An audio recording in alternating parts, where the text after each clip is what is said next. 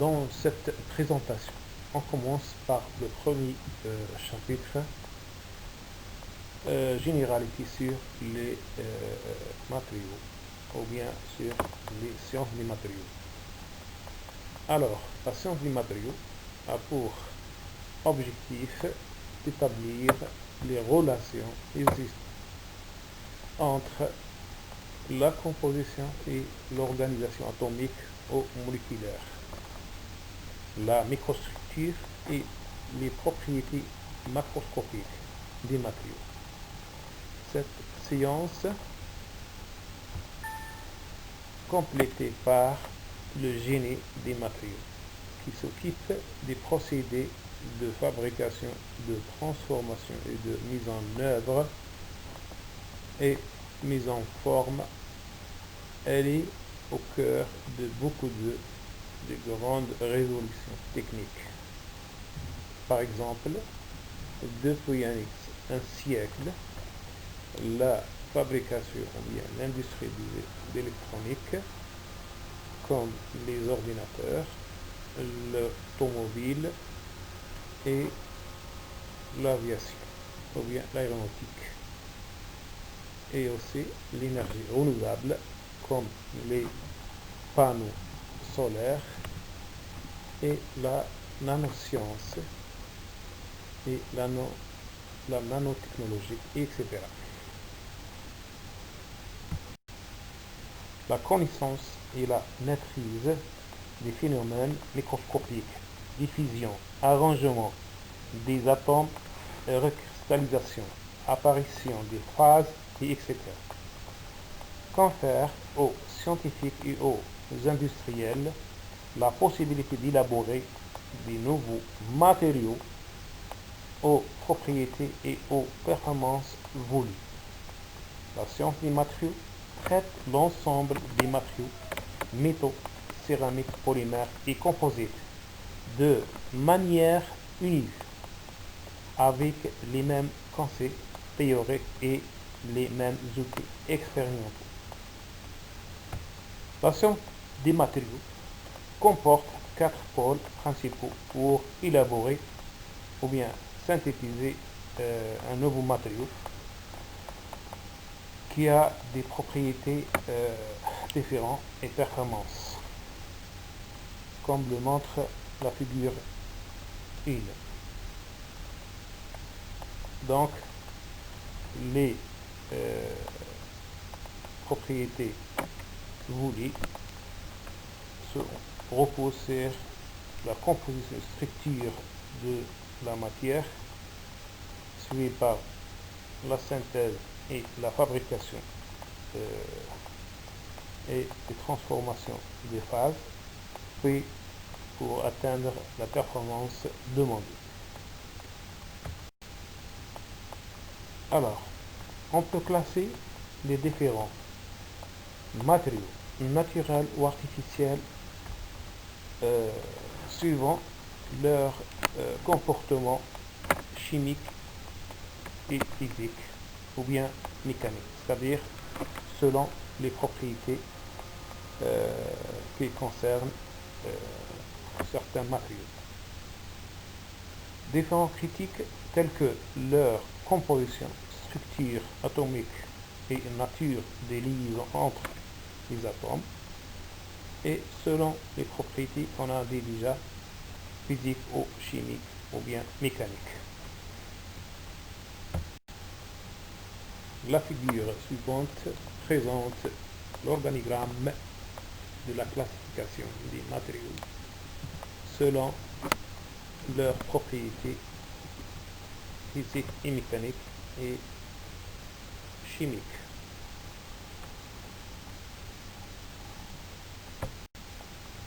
On peut montrer sur le tableau des éléments périodiques de différents éléments qui constituent différents matériaux ou bien qui forment différents matériaux, soit sous forme des oxydes ou bien des polymères. Donc, à gauche, métaux et à droite, les non-métaux. Et au milieu, les semi-conducteurs. D'une autre façon, on peut classer les matériaux d'une autre façon qui peuvent être regroupés en grandes familles selon l'organigramme suivant. Par exemple, matériaux métalliques, la relation entre métallique et organique, c'est des matériaux composites, soit un mélange entre les minéraux et les matériaux organiques et métalliques pour former des matériaux composites. Par exemple, on commence par les métaux et les alliages. Ce sont des métaux qui ont un bon conducteur électrique et thermique, un éclat lumineux, température de fusion et de vaporisation plus élevée, dur, rigide et déformable plastiquement. On peut citer aussi certains métaux qui s'associent avec d'autres éléments pour former un mélange qui s'appelle alliage. Il existe deux types d'alliage, alliage ferreux et alliage non ferreux. Alors, pour l'alliage ferreux, c'est à base de fer, comme les aciers et les fentes. Les alliages non ferreux sont des alliages qui contiennent, par exemple, aluminium comme élément de base et sont caractérisés par la légèreté et sont utilisés dans l'industrie aéronautique. Et deuxième alliage non ferreux, c'est le nickel et alliage qui résiste les hautes températures et utilisé pour la fabrication des moteurs. Nous avons aussi la deuxième classe des matériaux, c'est la céramique. C'est des matériaux inorganiques, ils sont généralement des oxydes qui se composent avec un élément du tableau périodique qui réagit avec l'oxygène. Troisième type de matériaux, c'est les matériaux polymères. C'est une matière plastique d'origine organique, composée de molécules formant de longues chaînes d'atomes de carbone sur lesquels sont fixés des éléments comme l'hydrogène ou le chlore ou les groupements d'atomes comme le radical liquide. Caractérisé par l'isolance électrique et thermique, la facilité de mise en œuvre et ne supporte pas la température plus que 200 degrés Celsius. Les polymères peuvent être fabriqués de diverses façons. On peut citer les homopolymères, les coplinaires,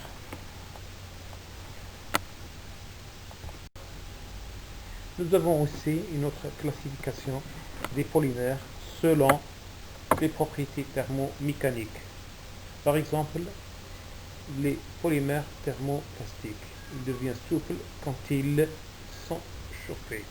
Deuxième, les polymères thermodurcissables, ils deviennent durs à chaud et à l'ajout d'intercesseurs en faible proportion. Nous avons aussi les élastomères. Ils présentent en général un engagement réversible très important à une température de transition vitreuse inférieure à l'ambiante.